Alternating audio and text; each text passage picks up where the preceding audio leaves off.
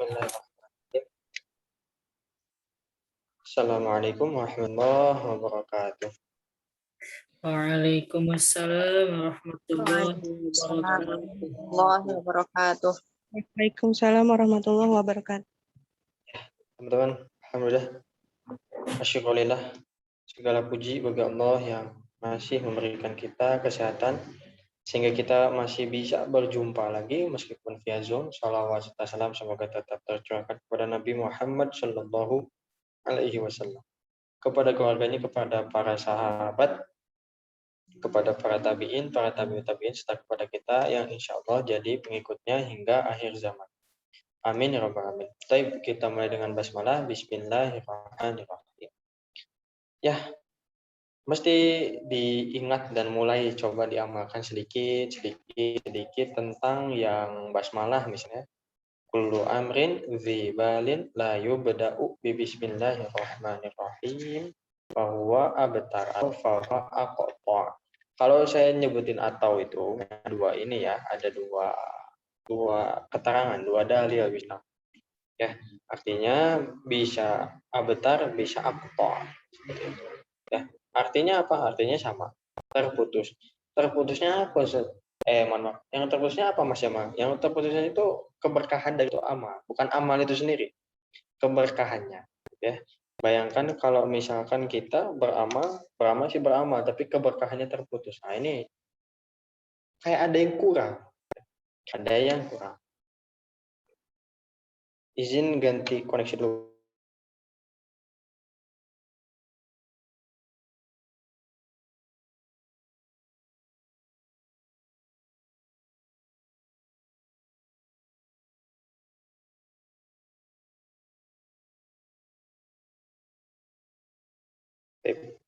Bismillah. Maaf tadi ganti koneksi dulu sebentar. Cek masuk ya? Masuk Ustaz. Masuk ya, syukran Kang. Nah, dari beberapa resume yang sudah masuk ya, ini kemarin beberapa orang tuh ya yang baru masuk dan belum semua dicek, mohon maaf ya. Ada mungkin beberapa poin yang mesti diulas lagi atau dibahas lagi. Barangkali Mas Jamal salah dalam menyampaikan atau ada kata atau kalimat yang kurang gitu ya, ada yang kurang atau lupa disampaikan. Ya. Pertama, perhatikan di dalam kitabnya itu di bagian atas itu ada basmalah, Bismillahirrahmanirrahim. Mana penjelasannya tadi ya, yang hadis tadi disebutkan. Kemudian selanjutnya di bagian bawahnya itu wabihi nasta'inu, dan kepadanya lah kita meminta pertolongan. Perhatikan, ini ajib nih, luar biasa ya. Jadi yang pakai itu nasta'inu itu kalau kita bahas secara bahasa gitu ya, kalau maksudnya bahasa Arab tentunya bukan bahasa Inggris ya. Nasta'inu itu adalah fi'il mudhari. Apa itu fi'il mudhari? Fi'il mudhari itu adalah kata kerja yang menunjukkan kepada suatu pekerjaan yang mana pekerjaan ini tuh sedang berlangsung. Ya, sedang berlangsung. Atau kalau dalam bahasa Inggris itu present tense gitu ya, present tense gitu ya, betul ya. Enggak pede kalau bahasa Inggrisnya, mohon maaf. Gitu. Jadi sedang berlangsung. Contoh kalau dalam bahasa Indonesia, saya sedang ngomong. Nah, sedang ya, sedang. Artinya sedang berlangsung. Ya, pekerjaannya itu sedang berlangsung. Nah, kenapa kita meminta pertolongan hanya kepada Allah itu sedang? Nah, maknanya setelah diungkap oleh para ulama itu ya, maknanya istimror. Artinya berkelanjutan, ya, berkelanjutan. Artinya apa? Artinya kita itu mesti meminta pertolongan kepada Allah dan nggak cuma sekali saja, tapi terus-terusan, terus tolong ke Allah terus. Jadi jangan sampai kita ini meminta pertolongan kepada selain Allah. Gitu ya. Ini nanti bahasanya lebih jelas lagi, lebih gamblang lagi di pembahasan ilmu tauhid. Ya, Allahu a'lam bishawab. Nah, kemudian yang kedua, ya, kedua itu hamdalah. Alhamdulillahi rabbil alamin. Alhamdulillah. Cukup segitu juga cukup ya. Alhamdulillah. Kalau mau lebih lengkap gimana? Alhamdulillahi rabbil alamin. Itu lebih lengkap lagi. Nah, ini kalimat hamdalah ini keutamanya luar biasa. Ya, keutamanya luar biasa. Sayangnya kita ini tahu tapi lupa, seringnya lupa. Ketika kita sudah dapat atau sudah mendengar ya penjelasan tentang keutamaan hamdalah ini kita sering lupa. Ya, sampai-sampai Allah Subhanahu wa taala itu menurunkan surat Ar-Rahman. Ya, yang mana di dalamnya itu disebutkan ya ayat yang senantiasa berulang sampai diulangnya ada yang tahu berapa kali? 31 Ustaz. 31 ya, nanti dicek lagi sama teman-temannya kata Kang Egi 31. Nah, itu bunyinya sama, cuma posisinya agak beda. Cuma konteksnya sama. Intinya adalah tentang syukur. Nah, level syukur yang paling rendah, yang paling bawah itu adalah mengucapkan hamdalah. Mengucapkan hamdalah mudah, alhamdulillahirabbil alamin mudah, tapi sering lupa. Gitu ya. Kita masuk Zoom ya, masih diberikan kesempatan bermajelis misalkan. Udah ngucapin hamdalah atau belum? Allahu a'lam. Kemudian kalau misalkan kita ngobrolin jangan ke urusan Zoom lah, urusan tubuh kita nih. Tubuh kita misalkan kita masih bisa mendengar gitu ya. Kita masih bisa ngomong nih, Mas Jamal ngomong nih ya. Kemudian jantung kita masih berdetak gitu ya. Nafas masih biasa aja aman gitu ya. Atau misalkan lisan ini masih bisa merasakan rasa manis, pahit dan lain sebagainya. Itu udah belum kita ngucapin hamdalah? Kalau belum, ya minimal hamdalah saja dulu. Ya. Alhamdulillahirabbil alamin. Itu level syukur yang paling rendah.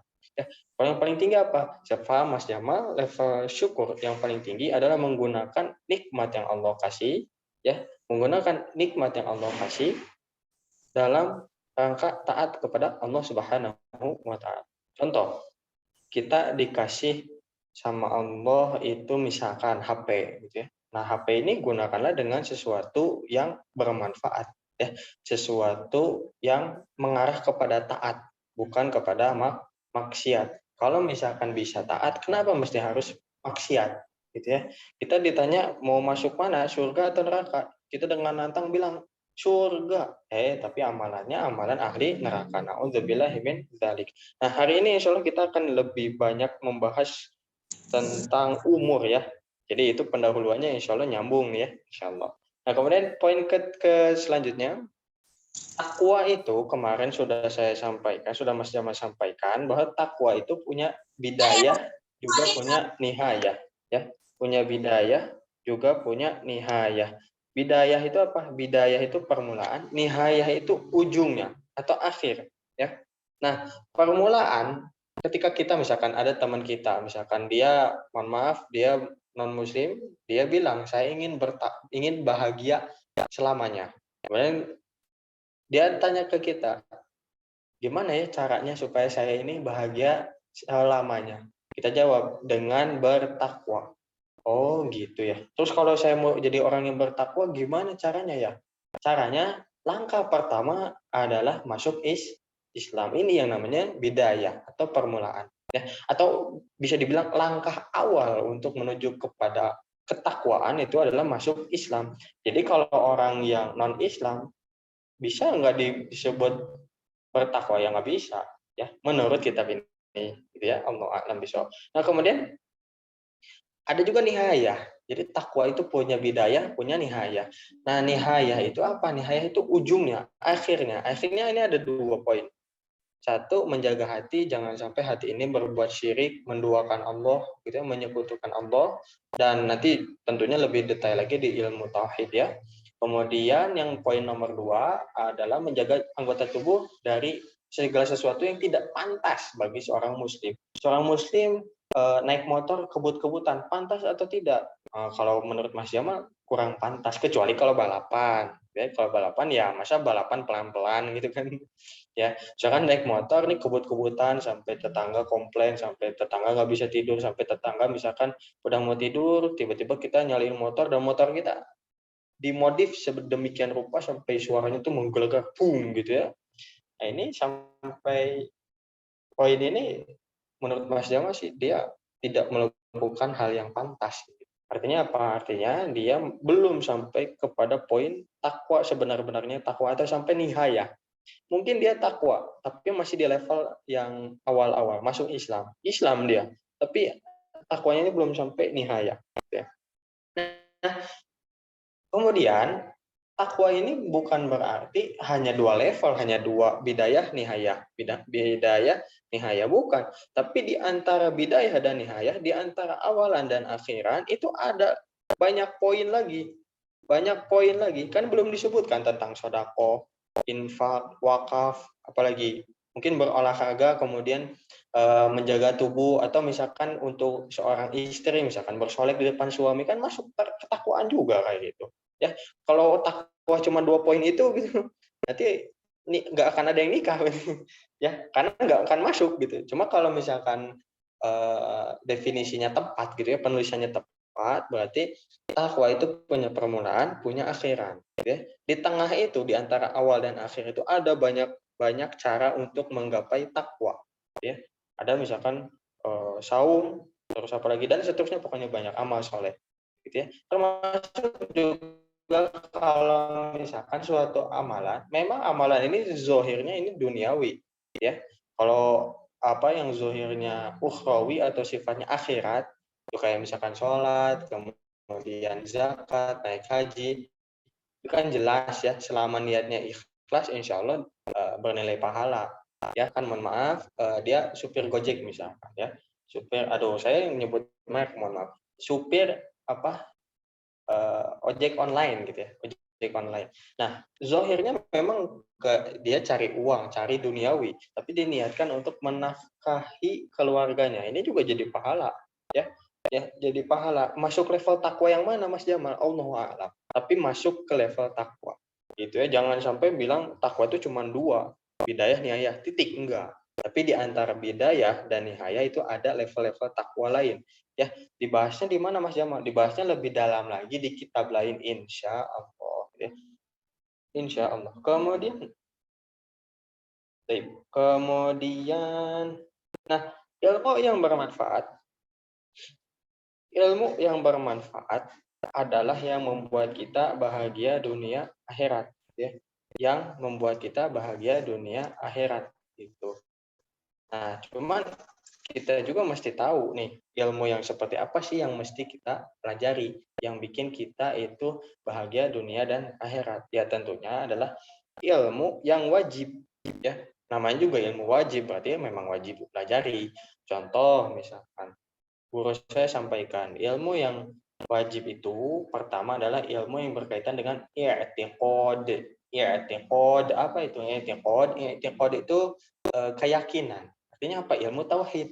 Ilmu tauhid. Jangan sampai kita ini mengaku muslim tapi ternyata tanpa terasa kita berbuat kesyirikan. Nauzubillahi min dzalik. Aku muslim tapi ternyata misalkan ya berkunjung ke makam Imam Asy-Syafi'i ya di Mesir, kemudian meminta ke Imam Asy-Syafi'i gitu ya, wahai Imam Asy-Syafi'i, saya pengen nikah sama si fulana begini-begini. Nah, ini syirik juga ya. Jadi masih dipelajari ilmu tauhid. Nah, insyaallah kalau tidak ada halangan setelah kitab Ayyuhal Walad ini khatam, insyaallah kita akan coba bahas kitab tauhid ya, kita sama-sama belajar ya, insya Allah. Nah, kemudian apakah cukup ilmu tauhid saja? Enggak. Bayangkan kalau misalkan ada orang nih ya, dia belajar ilmu tauhid benar-benar dalam, sampai-sampai masya Allah dia nangis ketika sholat, nangis. Tapi ketika sujud kakinya diangkat, nggak sah sholatnya. Berarti biar tahu yang mana sih yang harus dilakukan di dalam sholat, atau yang mana sih yang sunnah ketika sholat, mana sih yang nggak boleh ketika sholat. Nah, gitu. Ya minimal gitulah ya. Kalau lebih dibahas lebih detail lagi nanti pasti masuk ilmu tazkiyatun nafas gitu ya, mensucikan diri dan lain sebagainya. Jadi intinya teman-teman coba, kalau misalkan masih dikasih kesempatan sama Allah, dikasih kesehatan sama Allah, ya setidaknya belajar minimal satu kitab lah gitu ya, satu kitab ulama. Di kitab misalkan tauhid ada tuh misalkan al-usul as-salasah, kemudian qawaidul arba', kemudian apa tuh al-irsyad ila sahihil i'tiqad atau apa itu ya, mohon maaf lupa judulnya, dan lain sebagainya banyak.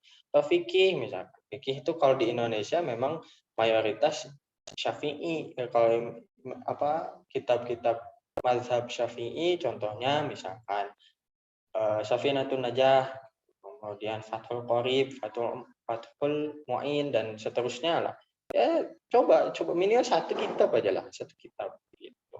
Ya, Allahu a'lam bishawab. Nah, ini sebagai tafakur kita belajar fisika, kita belajar kimia, kita belajar biologi, kita belajar sekian ribu bahasa misalkan, oh masya Allah. Nggak bisa sholat, nggak bisa sahur. Ini semakin pintar, kata guru saya, semakin pintar justru semakin dosa. Kenapa? Karena ilmu wajibnya dilalaikan.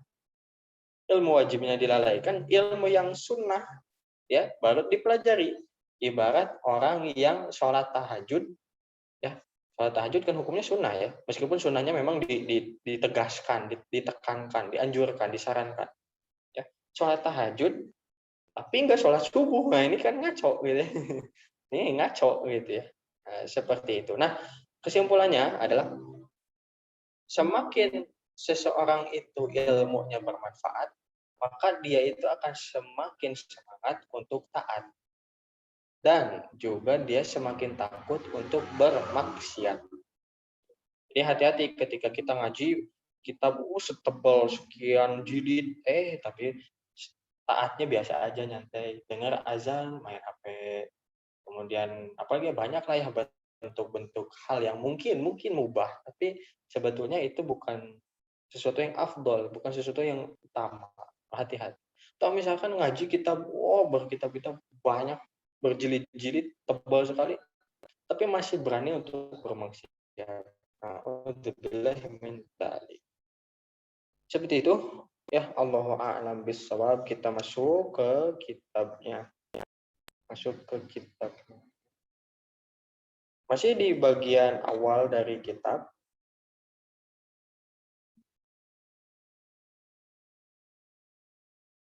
Bentar ya.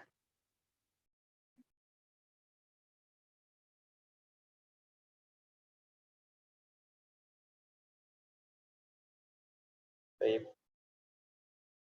Ini matan kitab Ayyuhal Walad ya. Teksnya. Sudah.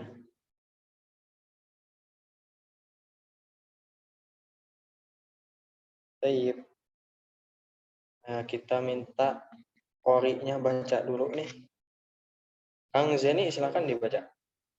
Oh iya, jangan lupa kita biasakan, Mas Jamal ini santri hadis ya. Dan kata gurunya Mas Jamal, dalam membaca kitab hadis itu nggak bisa buka buku langsung baca. Nggak, ada adabnya. Adabnya apa? Ya kita praktekannya, Mas Jamal contohkan, nanti teman-teman catat sendiri. Pekan depan yang baca qori ya. Yang baca adab-adab ini qori ya. Bismillahirrahmanirrahim. Alhamdulillahirabbil alamin. Allahumma ghfir li ustadzina wa li ustadzina wa li masyaikhihim wa li sa'iril muslimina wal muslimat. Amin ya rabbal alamin. Qala al-musannifu al-Imam Al-Ghazali fi kitabihi Ayyuhal Walad. Ya. Imam Al-Ghazali di dalam kitabnya yaitu judulnya Ayyuhal Walad berkata apa Kang Zeni? Silakan dibaca. قال المصنف رحمه الله تعالى ونفعنا به وبعلومه في الدارين آمين بسم الله الرحمن الرحيم فاستمرت له هذه الفكرة حتى كتب إلى حضرة الشيخ حجة الإسلام محمد الغزالي رحمه الله استفتاء وسأل عنه مسائل والتمس منه نصيحة ودعاء. Sampai titik yang bawah. قال وإن كان مصنفات الشيخ كالإحياء وغيره تشتمل على جواب مسائل لكن مقصودي أن يكتب الشيخ حاجتي في ورقات تكون معي مدة حياتي وأعمل بما فيها مدة عمري إن شاء الله تعالى. Alhamdulillah, Masya Allah. Fatahallahu alaikum. Alhamdulillah, bagus. Tayyib. Fastamarrat lahu hadhil fikrah. Kemarin kita sudah bahas tentang seorang santri. Santrinya ini bukan santri pesantren apa ya, pesantrennya Mas Jamal belum punya pesantren ya. Dia tapi santrinya Imam Al-Ghazali. Dan kondisinya dia itu adalah santri senior, sudah bertahun-tahun. Sudah bertahun-tahun beliau belajar kepada Imam Al-Ghazali. Kemudian juga luar biasa pokoknya, wah Masya Allah, bukan hanya ilmu saja, gitu ya, tapi juga menyempurnakannya atau melengkapinya dengan yang namanya amal. Gitu. PR bagi kita nih, sebagai cerminan bagi kita, gitu ya. Nih kita ngaji nih, kitabnya Ayyuhal Walad tipis sebetulnya, hanya 90 halaman. Kurang malah ya. Nah, kira-kira disempurnakan nggak amalnya? Nah, kalau tidak disempurnakan, maka kata gurunya Mas Jamal itu, maka majelis ini tidak akan ada manfaatnya kalau yang berbicara tidak mengamalkan, yang mendengar tidak mendengarkan. Sebaik-baik kita adalah yang berbicara atau yang mendengar dan mengamalkan. Jadi jangan hanya ngomong, jangan hanya dengar, tapi amal. Ya. Nah, fastamarrat lahu hadhil fiqh. Nah, jadi si Tolib ini, Tolib senior, akhlaknya sudah bagus, luar biasa, ilmunya sudah nggak usah ditanya lagi karena hal-hal yang asing, hal-hal yang hanya segelintir orang yang tahu, gitu ya, itu dia kuasai.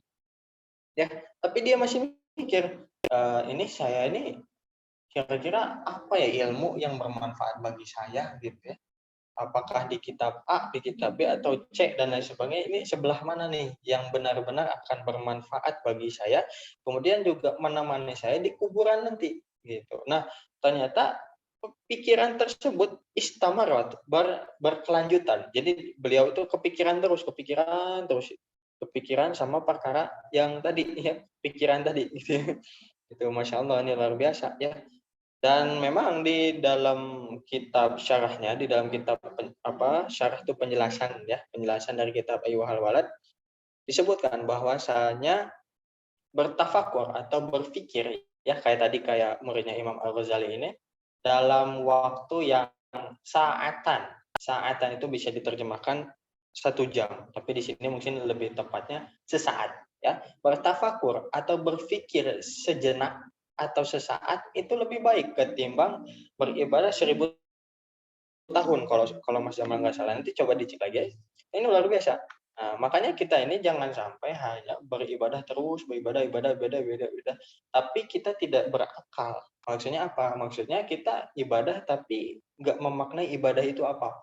Ya, kita misalkan saum itu menahan lapar, haus, dan lain sebagainya gitu ya, teman-teman sudah lebih paham insya Allah. Nah, tapi ketika kita di luar bulan Ramadan, kita lihat orang yang lapar, kita berat untuk mengeluarkan uang. Seolah-olah kita nggak pernah merasakan kita itu lapar ya, dalam keadaan lapar, nggak pernah merasakan bagaimana yang orang lain rasakan. Gitu. Kan ini jadi mesti dipikirkan lagi tentang amalan-amalan yang sudah kita lakukan. Ya. Nah, pemikiran ini masih senantiasa berkelanjutan. Jadi maksudnya masih kepikiran nih muridnya Imam Al-Ghazali ini. Nah, kemudian hatta kataba ila hadrati Syekh Hujjatil Islam Muhammadin Al-Ghazali rahimahullahu istifta'an. Nah, sampai-sampai dia itu kataba, menulis ya.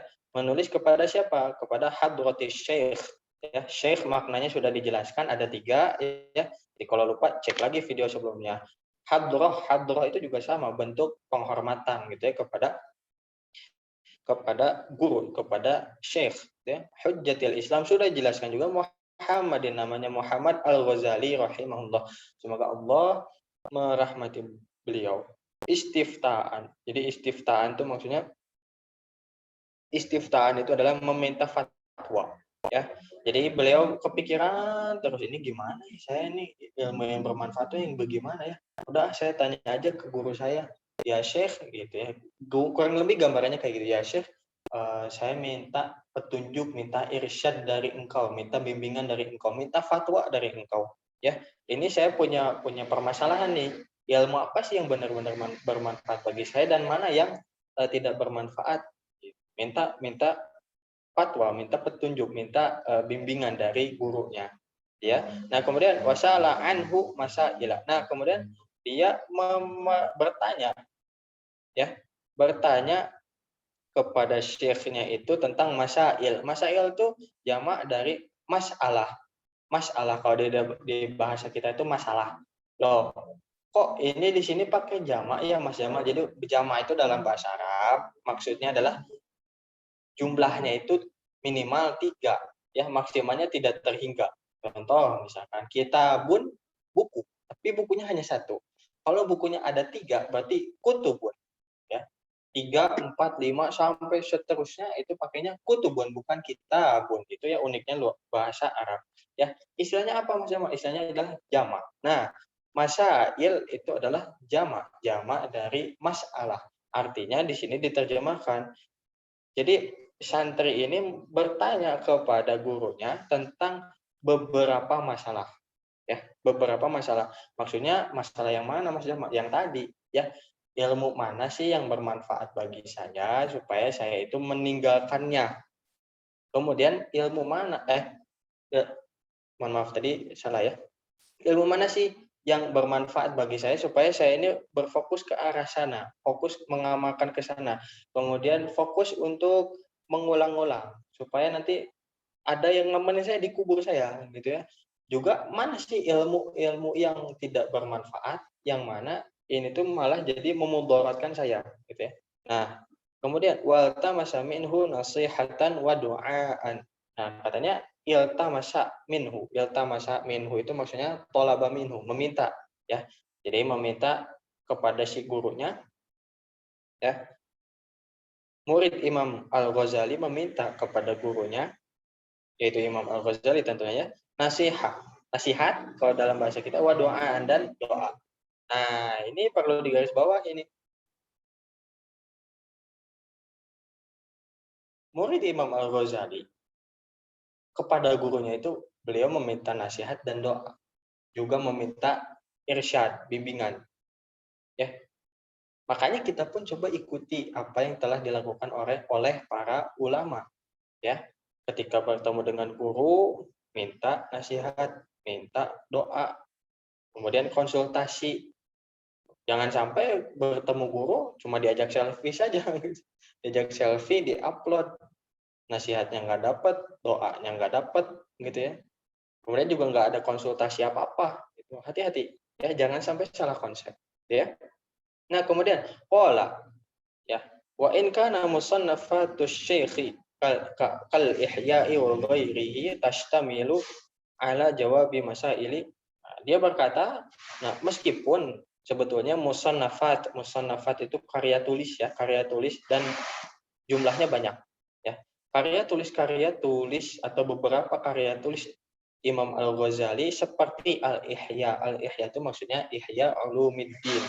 Nanti coba dicek ya, itu memang benar-benar kitab rujukan bagi umat Islam. Itu berapa jilid ya Mas Jamal juga belum punya. Ya. Nah, wa ghairihi dan kitab lainnya gitu. Jadi Imam Al-Ghazali kan ini kalau di kitab Ayyuhal Walad nanti dicek di halaman-halaman sebelumnya itu ada karya-karya Imam Al-Ghazali, ada banyak ya. Nah, di antaranya Ihya Ulumuddin, kemudian Bidayatul Hidayah, kemudian apa? Mi'yarul Ilmi. Kemudian juga kitab Ayyuhal Walad yang ada di depan kita yang sedang kita pelajari ya. Nah, sebetulnya kitab-kitab yang Imam Al-Ghazali karang sudah disusun oleh Imam Al-Ghazali itu sebetulnya sudah mencakup, sudah pasti ada gitu ya jawaban dari masalah si murid tadi, murid Imam Al-Ghazali tadi gitu. Akan tetapi maksud saya an-yaktuba asy-syaikhu hajati ya, yaitu saya itu pengen syekh saya atau guru saya itu menuliskan untukku ya kebutuhanku fi waraqatin di beberapa lembar kertas ya. Waraqatun itu artinya adalah kertas satu lembar ya, satu helai. Tapi waraqatin beberapa helai kertas ya. Pengennya tuh maksud saya minta nasihat, minta fatwa kepada guru saya ini adalah saya pengen guru saya itu menuliskan nasihat-nasihatnya itu di beberapa kertas, beberapa helai kertas, takunu ma'i muddata hayati, yang mana kertas ini tuh senantiasa ada bersama saya, maksudnya saya senantiasa bawa kemana-mana muddata hayati, sepanjang hidup saya. Ya, wa a'malu bima fiha muddata umri, dan juga saya senantiasa mengamalkan apa-apa yang tertulis di beberapa helai kertas tersebut sepanjang umur saya, maksudnya sepanjang hidup saya. Jadi kertasnya kecil gitu ya. Kalau misalkan kita lihat nih kitab Ayyuhal Walad ini kecil ya, kecil. Ada sebenarnya yang lebih tipis lagi ada. Ini cetakannya agak agak mewah sih menurut Mas Jamal ya yang ini. Nah, tapi tetap nggak begitu sulit untuk dibawa kemana-mana. Ini jadi maksudnya itu kalau misalkan kita cek di bukunya adalah sahlul akhdhi wal mutolaati. Ya, sahlul akhdhi wal mutolaati. Jadi mudah untuk diambil atau dibawa, juga mudah untuk dibaca. Ya, dibawa kemana-mana gampang. Kalau besar gitu ya, berjilid-jilid, misalkan bawa Ihya Ulumuddin misalkan, itu berapa jilid ya? Nanti coba dicek ya, kalau nggak salah ada 11 atau berapa. Dibawa kemana-mana kan berat, besar gitu ya. Tapi kalau kitab-kitab yang kayak gini, Ayyuhal Walad ini 90 halaman ini, kurang bahkan ya. Ini dibawa kemana-mana mudah, karena tipis juga kecil. Tapi luar biasa isinya, ya, Masya Allah. Nah, kemudian, insya Allah Ta'ala, jika Allah menghendaki. Baik ya. Nah, jadi maksudnya adalah sahlul akhdhi wal mutola'ati. Mudah dibawa, mudah juga untuk dibaca. Ya. Baik. Fakataba asy-syaikhu hadhihi risalata fi jawabihi. Ya. Kemudian Syekh Imam Al-Ghazali itu menuliskan hadhihi risalah, surat ini, atau risalah itu bisa diterjemahkan coretan atau tulisan ini. Jadi Imam Al-Ghazali menuliskan tulisan ini, mencoret coretan ini dalam menjawab pertanyaan si santri tadi. Mana sih ilmu yang bermanfaat supaya saya fokus ke sana? Juga mana sih ilmu yang tidak bermanfaat supaya saya tinggalkan? Seperti itu ya. Sampai sini ada pertanyaan dulu. Kalau tidak ada kita lanjut.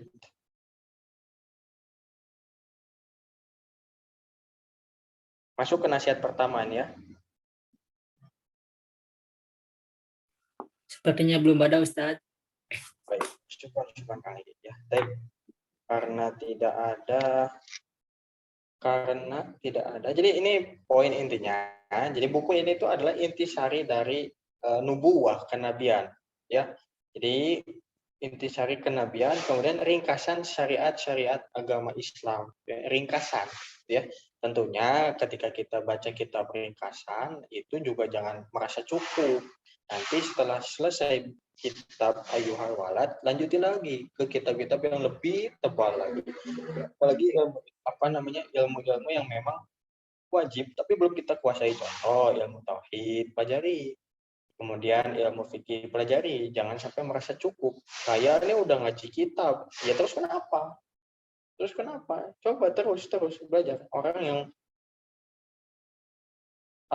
semakin berilmu, semakin banyak baca kitab, semakin dia merasa bodoh.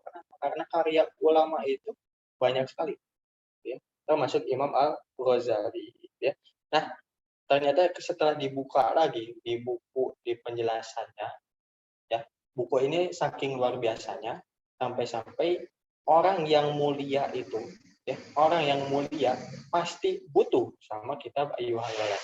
Kenapa? Supaya mudah dibawa, mudah dibaca, mudah diamalkan terus. Jadi meskipun nggak bawa kitab yang tebal, yang panjang, gitu ya, yang berjilid-jilid, tapi itu masih tetap bisa mengamalkan syariat Islam. Juga ini juga memaksa orang yang kurang mulia untuk membaca kitab ini. Saking apa? Saking pentingnya. Ini kata siapa, Mas Jamal? Kata seorang ulama. Allah a'lam bishawab. Baik, kita masuk ke nasihat pertama Imam Al-Ghazali di dalam kitab Ayyuhal Walad. Baik, sekarang silakan dibaca Teh Rahmah ya.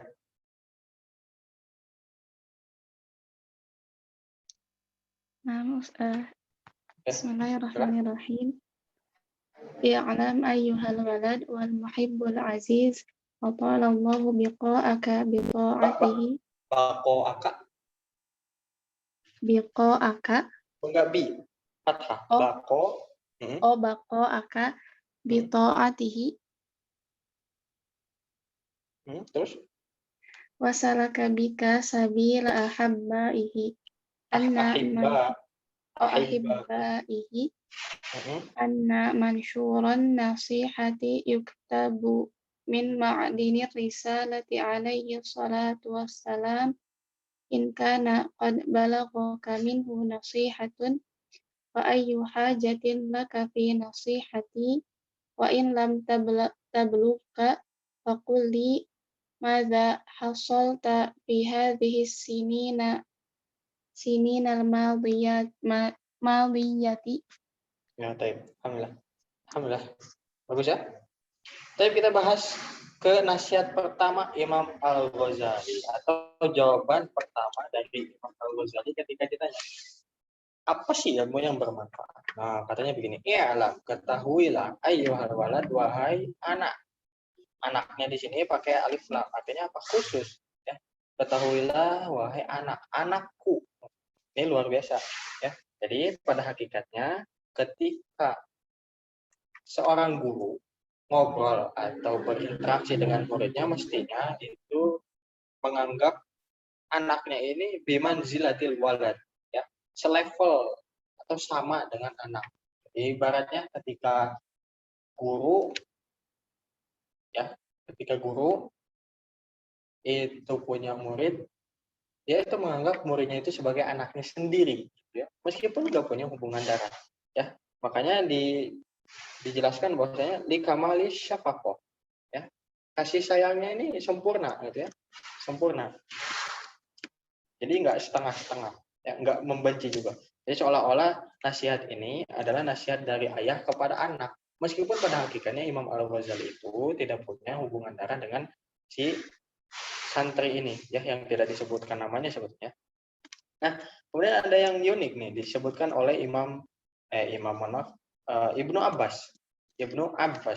Beliau berkata kepada muridnya, innamal alim bimanzilatil walid, fama afdaita bihi ila walidika fa afdi bihi ilaihi. Ya. Sesungguhnya alim atau guru itu berada pada level yang sama dengan seorang ayah. Maka apa yang kamu tunaikan kepada guru, kepada orang tuamu, kepada ayahmu, tunaikanlah kepada gurumu. Ya, tunaikanlah kepada gurumu. Saking apa? Saking luar biasanya tingkatan atau level dari seorang guru. Ya, cuma memang ketika dibahas lagi ternyata seorang orang tua itu lebih berfokus kepada fisik. Akan tetapi kalau guru lebih berfokus kepada ruh, ya. Jadi nanti ada jasmani dan ada rohani. Kalau biasanya seorang orang tua itu lebih ke arah jasmaninya, ya, makan, minum, kemudian sandang, pangan, papan, dan seterusnya. Tapi kalau guru itu kepada rohaninya, ya. Jadi jangan salah persepsi bahwasanya kita ini butuh makan, butuh minum, butuh istirahat dan lain sebagainya. Pada hakikatnya itu jasmani saja. Kalau rohani juga butuh yang namanya makan, minum, ya, dan lain sebagainya. Makan dan minumnya rohani itu apa ya? Amal soleh.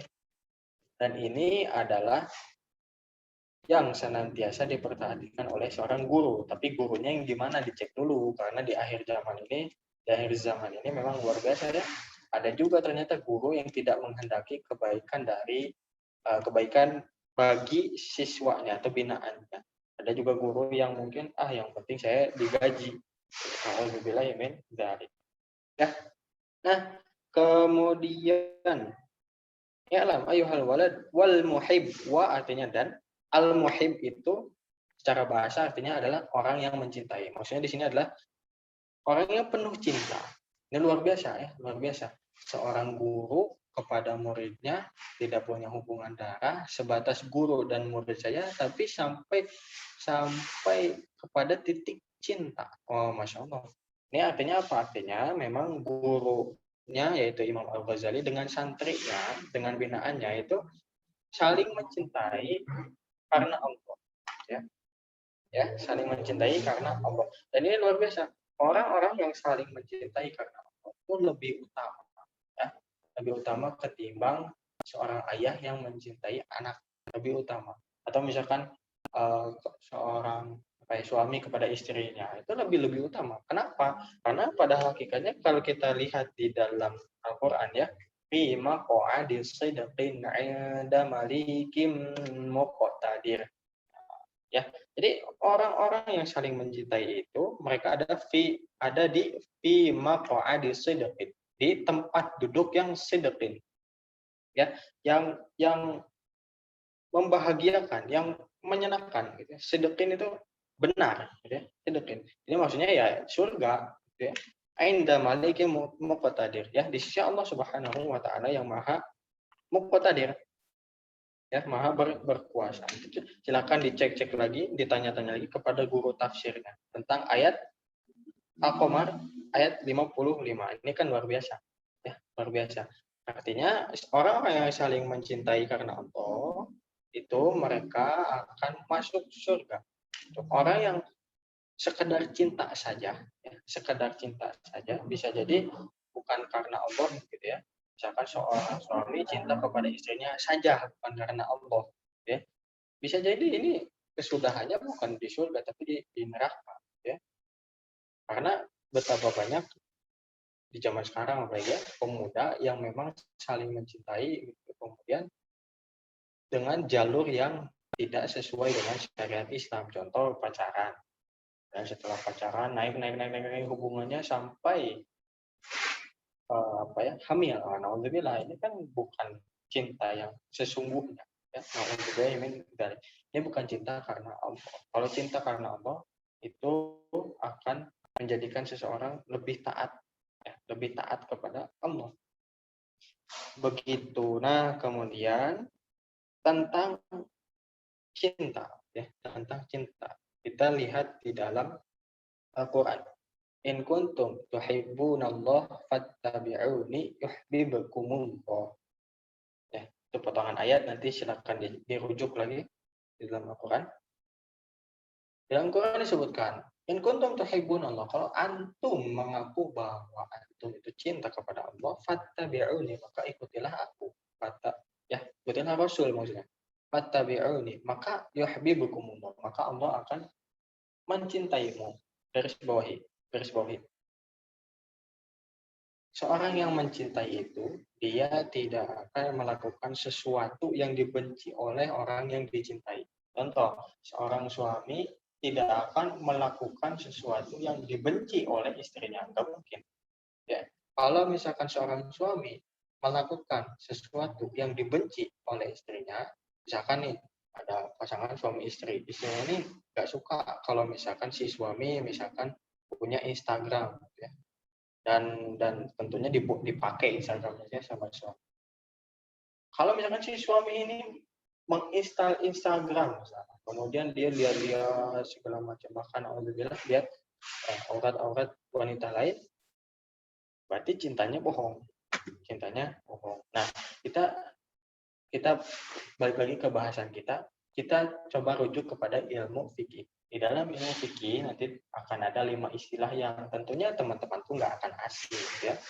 Akan asing. Ada 5 istilah. Yang pertama ada wajib, kemudian sunnah, kemudian mubah, kemudian makruh, kemudian haram. Ini sudah jelas. Kalau yang wajib kita lakukan, ya. Kita lakukan, yang haram kita tinggalkan, ini sudah jelas. Nah, tapi urusan yang makruh dan yang sunnah ini mesti kita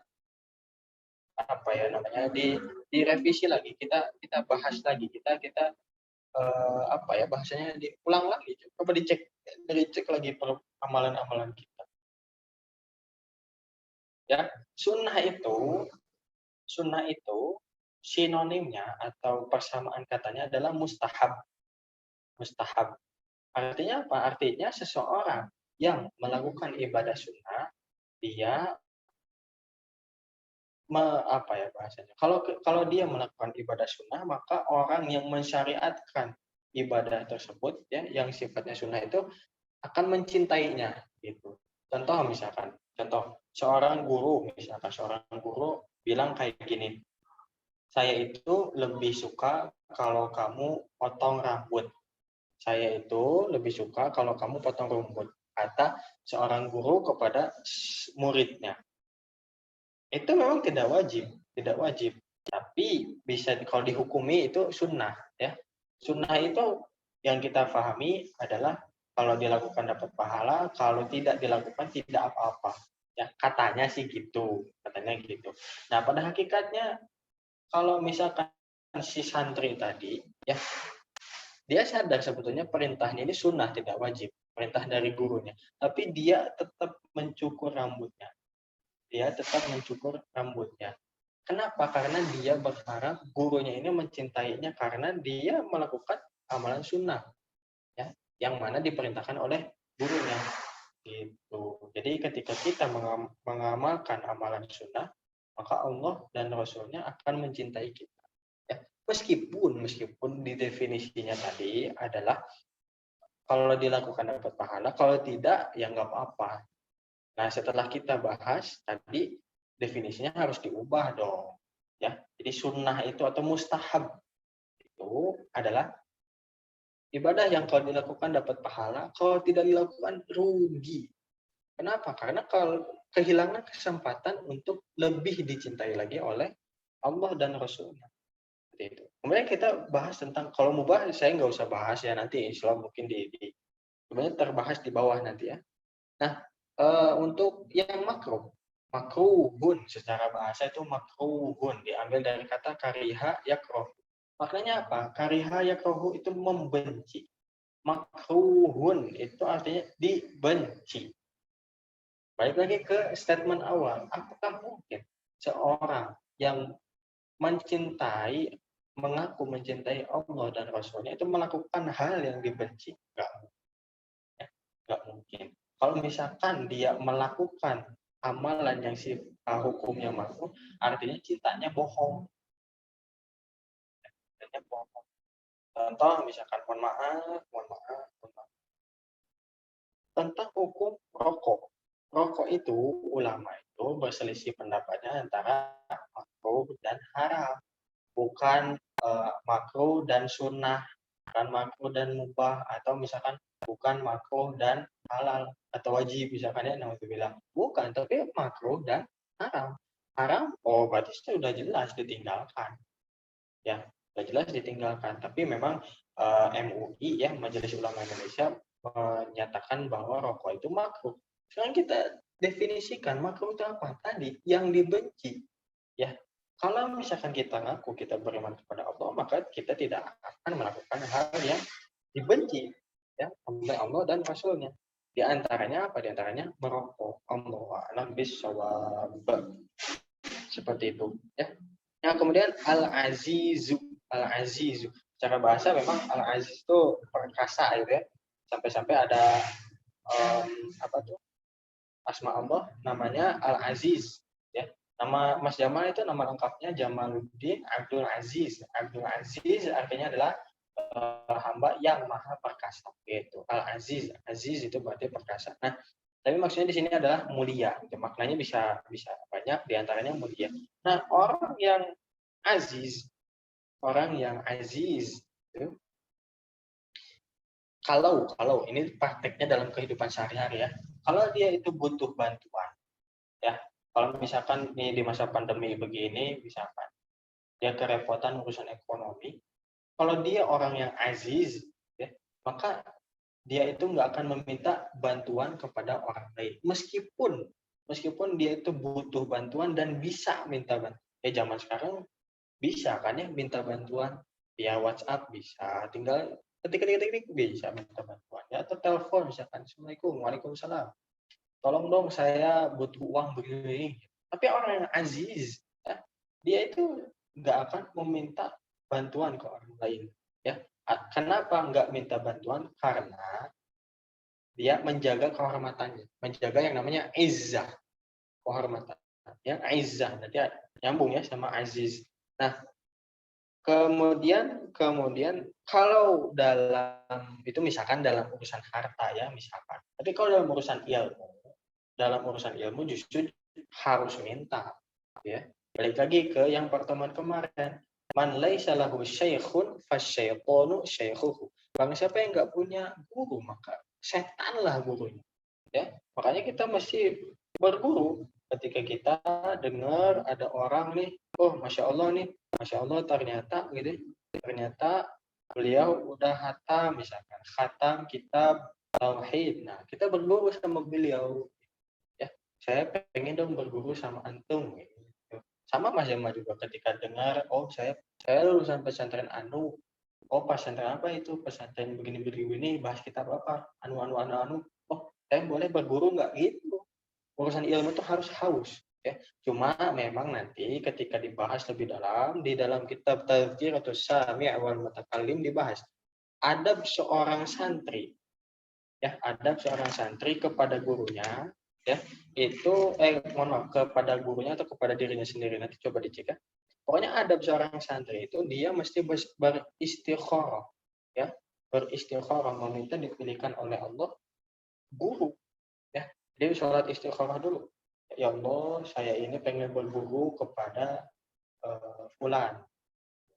Dan misalkan gurunya ada 10, minta dipilihkan sama Allah. Ya, mana nih yang benar-benar cocok gitu. Bukan cocok ya, maksudnya yang pemahamannya lurus gitu. Jangan sampai yang pemahamannya agak belok, jangan. Termasuk juga ketika teman-teman dapat info kajian dengan Mas Jamal, mestinya istikharah dulu.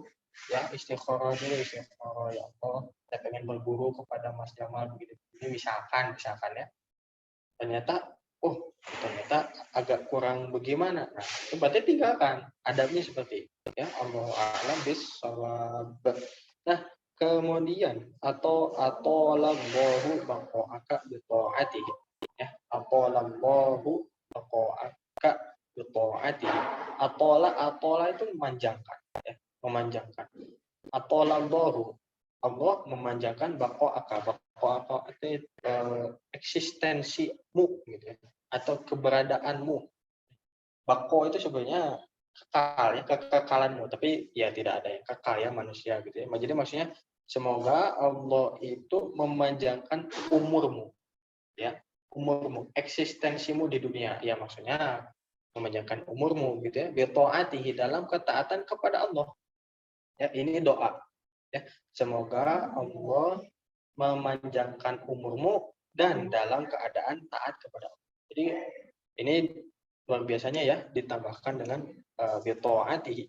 Jangan sampai seorang muslim atau kita gitu ya berdoa semoga panjang umur ya, semoga panjang umur ya. Ini jangan segitu, tambahin dalam ketaatan. Ya. Kalau misalkan doanya cuma semoga panjang umur ya, tapi panjang umurnya ini ternyata dia misalkan koruptor, nah gimana? Nanti semakin panjang umurnya semakin banyak dia berkorupsi gitu ya. Nauzubillahi min dzalik. Ya, jadi doanya dilengkapi. Semoga Allah memanjangkan umurmu ya, semoga panjang umur dalam ketaatan. Ya, dalam ketaatan yang lengkap. Yang lengkap. Nah, kemudian di dalam suatu hadis disebutkan, jadi sebaik-baik manusia itu gimana sih? Sebaik-baik manusia itu yang kayak gimana? Ya, ternyata man tola umruhu wa hasuna amaluhu. Ya, man tola umruhu wa hasuna amaluhu. Orang yang paling baik itu adalah yang umurnya panjang dan amalnya pun baik. Ya. Umurnya panjang, amalnya baik. Itu jadi bukan hanya umurnya panjang saja. Umurnya berapa tahun, Pak, Bu? 200 tahun. Nah, tapi masih misalkan suka begadang, kemudian mohon maaf mendengarkan dangdut gitu sampai tetangga nggak bisa tidur misalkan. Gimana gitu ya? Gimana? Ini berarti masuk lagi ke poin yang kemarin. Berarti dia belum bertakwa. Kenapa? Masih melakukannya tidak pantas bagi seorang muslim. Itu ya. Jadi balik lagi intinya mantola umruhu wa hasuna amal. Orang yang panjang umurnya dan baik amalnya. Di sini disebutkan hasuna amalu, dan baik amalnya, bukan banyak amalnya, bukan. Urusan amal itu yang penting baik, bukan banyak. Ya. Oh ya udah saya mah secukupnya aja lah beramal. Ya nggak gitu juga. Kalau bisa banyak dan baik itu lebih bagus, mantap. Tapi poinnya adalah amalan yang paling baik itu bukan yang banyak. Ya.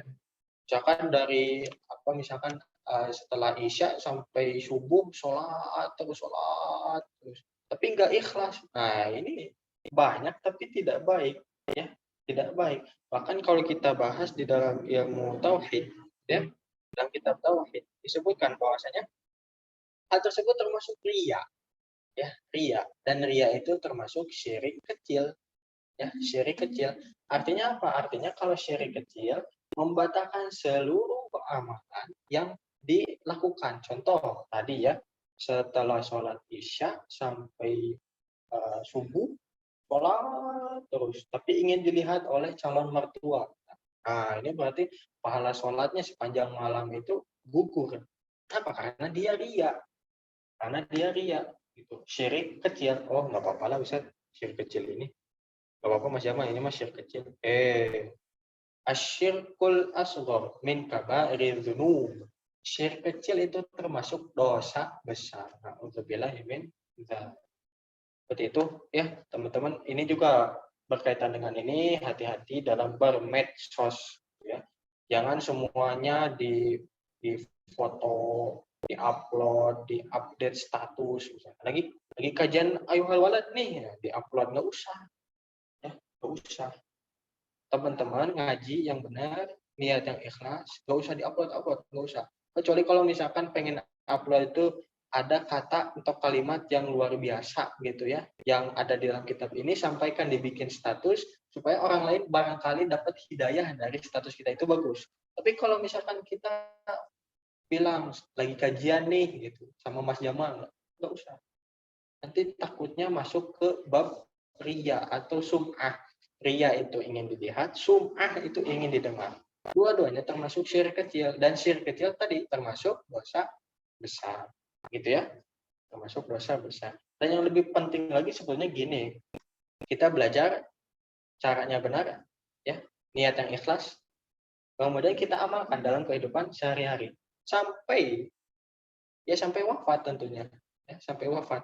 Dan kita pun juga mesti jadi hujjah bagi Islam, ya, alasan. Ya maksudnya ketika orang lain lihat kita itu, oh masya Allah ini loh Islam. Nah memang susah ya, karena hadiahnya bukan hanya sepeda gitu ya, susah. Tapi kalau misalkan orang melihat kita sebagai hujjah, sebagai oh ini loh agama Islam tuh kayak gini, oh masya Allah, itu berarti nanti bisa jadi orang lain itu meskipun kita nggak ngomong, nggak menjelaskan hadis, dalil nggak keluar, tapi orang lain itu tertarik dengan agama Islam dan pengen mempelajari agama Islam. Gitu, ya. Allahu a'lam bishawab. Sampai situ dulu mungkin ya. Insya Allah kita lanjutkan di pertemuan selanjutnya. Ada yang mau ditanyakan dulu? Terkait yang terakhir itu bukan berarti kita beramal karena makhluk. Ya. Oh, kata Mas Jamal nih, saya harus beramal yang baik supaya jadi hujjah bagi agama Islam. Saya itu pengen yang penting saya datang tepat waktu supaya apa? Supaya dianggap hujjah bagi agama. Enggak kayak gitu. Ya. Maksudnya kita terus aja beramal soleh, terus niat karena Allah, terus sampai nanti juga orang lain itu melihat agama Islam itu bukan hanya sebagai teori saja, bukan hanya ngomong doang, tapi praktek. Seperti itu, ya. Nggak perlu bilang saya ngaji kitab A, B, C, D, E, nggak usah. Amalkan misalnya. Ya. Baik, ada pertanyaan sebelum Saya ada Ustadz satu, boleh? Boleh. Ini Ustadz mau bertanya tentang yang orang mulia atau aziz yang menjaga kehormatan. Ya, aziz ya. Ya, misalkan kita memang tidak ada niat untuk meminta ya, meskipun keadaan kita mungkin agak kekurangan gitu. Tapi ketika ada orang yang menolong Ustaz, nah seolah-olah kita teh sepertinya memang kelihatan sama dia teh kita membutuhkan bantuan ya. Padahal kita pun bisa berusaha sendiri, tapi beliau tetap memaksa memberikan bantuan. Apakah baiknya kita menerima bantuan itu, Ustaz? Oke. Nah, gitu ya, cukup ya. Saya udah paham poinnya. Nah, insyaallah. Baik, jadi tadi judulnya seorang yang aziz itu tidak meminta bantuan meskipun dia butuh dan dia juga bisa meminta. Nah, gimana kalau misalkan ada orang ingin membantu kita? Ya, misalkan ada ini saya masih amat pribadi ketika ngajar itu kadang ada santri itu yang tiba-tiba bawain bolu, bawain apa gitu ya. Memang berat gitu ya hati itu. Aduh, saya ini harusnya menjaga izzah, menjaga kehormatan. Cuma di sisi lain ada orang yang ingin beramal soleh. Ya jangan sampai kita menghalangi beliau untuk beramal soleh. Ada orang jauh-jauh bawa misalkan tahu Sumedang misalkan gitu ya. Misalkan kemudian kita bilang gak mau, saya ini mulia, aziz, enggak gitu. Dia nanti yang bersangkutan akan tersinggung. Ya, orang yang memberi itu dia berharap pemberiannya ini bermanfaat bagi orang lain. Dia ingin dapat pahala. Ya, kita jangan menghalangi dia untuk dapat pahala. Adapun kita, posisi kita yang misalkan diberi bantuan atau misalkan diberi harta atau diberi apapun itu dari orang lain, itu jangan sampai ada tamak ya, atau berharap kepada makhluk. Misal sebulan ini ada orang yang memberikan kepada Mas Jamal misalkan tahu Sumedang. Kemudian bulan depan itu di hati itu ngarep. Nah, ini kayaknya ini minggu ini akan dikasih lagi nih tahu Sumedang. Enggak gitu, jangan sampai tamak itu. Intinya di situ, jangan sampai tamak. Kemudian juga kalau misalkan bisa gitu ya, kita punya kelebihan rezeki, kita juga coba belikan sesuatu yang lain, misalkan dia ngasih tahu Sumedang, kita misalkan belikan peyem, misalkan peyem Bandung belikan, kasih. Jadi saling. Kalau bisa, jangan kasih uangnya nanti dikiranya ngebeli atau hutang, itu enggak kurang enak, nanti kurang sopan. Seperti itu.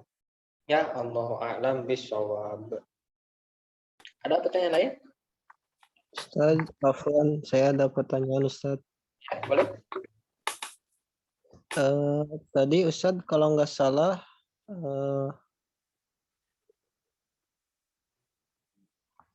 bilang bahwa berpikir sejenak lebih baik daripada beribadah 1000 tahun. Maksud berpikir di sini seperti apa ya Ustaz? Oh ya, berpikir di sini bukan hanya mikir diem saja gitu. Ada orang yang salah paham memahami kalimat ini. Jadi ketika azan itu mereka nggak sholat berjamaah gitu, bahkan nggak sholat munfarid, nggak sholat wajib, nggak. Ya udah mikirannya gini. Nggak, bukan mikir kayak gitu, bukan mikir kayak biasa, tapi ini tafakkur. Tafakkur itu apa? Kalau secara bahasa mungkin bahasa Indonesia ya lebih tepatnya merenung. Ya, kayak tadi muridnya Imam Al-Ghazali, beliau merenung. Saya udah belajar kitab udah belajar sama Imam Al-Ghazali bertahun-tahun, udah A, B, C, D, E dan seterusnya. Ini kira-kira apa yang bermanfaat ya? Nah, kenapa berpikir seperti ini, mendalam seperti ini, merenung seperti ini, dikatakan lebih baik karena bisa jadi kita beribadah nih kosong gitu, kosong. Ya, ibarat sholat hanya gerak saja, lisan hanya membaca saja, tapi nggak ngerti. Ya, Makanya kita juga mesti mempelajari bahasa Arab, ya. Supaya apa? Supaya kita paham apa yang kita baca ketika sholat, misalkan Allahu Akbar. Apa tuh Allahu Akbar itu apa? Gitu. Kemudian kita baca misalkan takbiratul ihram, kemudian basmalah, kemudian surat pendek dan seterusnya, kita mesti paham, ya. kebanyakan orang itu hanya beribadah saja, tapi tidak memahami apa itu ibadah. Ada juga orang yang mungkin sudah paham apa itu ibadah, ya. Mungkin ada juga orang yang sudah paham apa itu ibadah, tapi bingung untuk mengamalkan dalam kehidupan sehari-hari ini gimana. Ketika orang sholat nih, ya, sholat sih sholat, tapi di kehidupan sehari-hari ini gitu-gitu aja tuh. Contoh misalkan ada orang yang misal sujud itu posisi kepala yang kita bangga-banggakan, yang kita apa ya bahasanya sama orang lain dipegang kepala kita marah. Kenapa? Karena dia nggak sopan megang kepala gitu kan. Ketika sholat posisi kepala kita itu ada di bawah, ya, dan posisi mohon maaf pantat kita itu di atas, bokong kita di atas, bayangkan, ya. Artinya apa? Artinya memang kita ini nggak ada apa-apa, ya, nggak ada apa-apa, ya. Di hadapan Allah tuh nggak ada apa-apa. Jadi maka kenapa kita harus sombong, ya? La yadkhulul jannah man kana fi qalbihi mithqalu dzarratin min kibrin. Tidak akan masuk surga orang yang di dalam hatinya itu ada sebesar biji zarah kesombongan. Itu di antara contoh tafakur, gitu ya, contoh tafakur. Bukan berarti ketika jadwal misalkan kayak tadi ya, azan, kemudian kita malah berpikir gini aja mikir, bukan. Gak kayak gitu cara memahaminya, cara mempraktekkan. Gitu ya, Allahu a'lam bishawab. Ada pertanyaan lain? Syukran Ustaz. Afwan.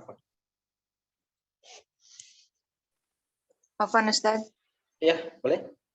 mau izin bertanya. Kalau jadi kemarin tuh ada yang nanya sih seputar tentang uzlah. Uzlah. Iya. Mohon penjelasannya Ustaz tentang uzlah itu seperti apa? Wah, uzlah ini luar materi kita. Ya, uzlah. Ya. Uzlah itu memisahkan diri gitu ya, atau mengasingkan diri. Ya, nanti ada hadisnya. Mohon maaf ini Mas Jamal lupa ya di kitab apa. Cuma pernah baca ketika itu ada suatu hadis akan ada suatu saat atau suatu masa, suatu zaman di mana seseorang itu dia nggak akan aman keimanannya kecuali dia itu berpindah dari tempat yang satu ke tempat lain. Pindah lagi. Kenapa? Karena Islam itu asing. Ya, nanti cek lagi hadisnya. Badal Islamu ghoriba wa sayaudu ghoriba kama bada'a. Islam itu asing dan akan kembali dalam keadaan asing. Maksudnya apa? Dulu di zaman Rasul ada orang yang sholat. Ngapain itu nungging kayak gitu? Gitu kan. Di awal Islam. Coba dicek di film Umar gitu ya. Filmnya luar biasa bagus. Nah, di akhir zaman yang menurut zaman syariat Islam itu dianggap asing, ya, dianggap asing. Contoh misalkan ada orang yang menjaga diri nggak mau untuk pacaran karena menganggap pacaran itu zina, dan memang zina juga ya. Kita nih misalkan kita yang ada di majelis ini nggak mau berpacaran. Nah, kemudian sama orang-orang sama masyarakat umum dianggapnya ini nih aneh nih, asing. Nah, itulah Islam di akhir zaman. Di awal dan di akhir. Nah, kemudian berkaitan dengan yang tadi uzlah. Uzlah itu artinya adalah mengasingkan diri, ya. Tapi bukan berarti juga jadi nggak ngobrol sama orang atau nggak gimana, enggak. Tapi maksudnya adalah mengasingkan diri dalam rangka mendekatkan diri kepada Allah, fokus untuk beribadah kepada Allah. Ini untuk teknisnya Allahu a'lam, Mas Jamal pribadi juga belum begitu paham. Cuma memang seseorang itu terkadang mesti menarik dirinya dari masyarakat. Ya. Mesti menarik dirinya dari masyarakat. Seperti Mas Jamal ini, kalau sekarang lagi di kantor, lagi banyak orang, kemudian lagi dan lain sebagainya, banyak berinteraksi dengan orang lain. Kemudian terkadang suka lalai kalau ngobrol sama orang lain. Ya. Kalau sama teman, gitu kan, mungkin ada hal-hal yang membuat hati keras. Nah, ketika seseorang sadar bahwa kebanyakan amalan dia itu ini kurang bermanfaat nih. Nah, maka akhirnya dia memutuskan untuk pindah. Ya, pindah, menyendiri dulu. Udah, saya menyendiri dulu, pengen ibadah. Ya, pengen ibadah. Kalau mau praktekkan contohnya misalkan di 10 hari terakhir di bulan Ramadan. Uzlah saja. Jangan bawa teman. yuk kita mabit yuk berdua. Nanti malah jadi ngobrol segala macam. Awalnya ngobrolin hal-hal yang bermanfaat Islam, misalnya, masya Allah. Lama kelamaan malah jadi itu Persib gini ya. Kemudian Manchester United katanya MU Cristiano Ronaldo balik lagi ke MU ya kan ya Mas. Jadi kurang, ini bukan uzlah, ini salah konsepnya. Uzlah itu menyendiri, benar-benar menyendiri, mengasingkan diri. Benar-benar fokus untuk beribadah. Seperti itu, Allahu a'lam bishawab. Itu ya, semoga tidak puas, nanti silakan dicari-cari lagi, nanti sampaikan lagi ya di majelis ini, insyaallah. Kurang Baik, ada pertanyaan lain? Afwan.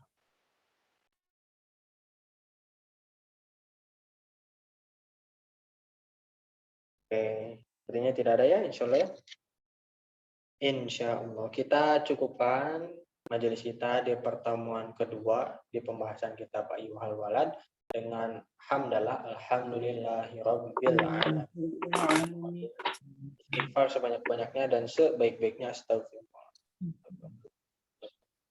Doa kifaatul majlis, subhanakallahumma wa bihamdika asyhadu an la ilaha illa anta astaghfiruka wa atubu ilaik. Ya, alhamdulillah, barakallahu fikum. Semoga Allah memberkahi teman-teman semua. Mohon doanya Mas Jamal, semoga bisa mengamalkan ya, bukan hanya ngomong doang. Wassalamualaikum warahmatullahi wabarakatuh. Waalaikumsalam warahmatullahi wabarakatuh. Syukran Ustaz. Jazakallah khairan katsira. Di sini ya.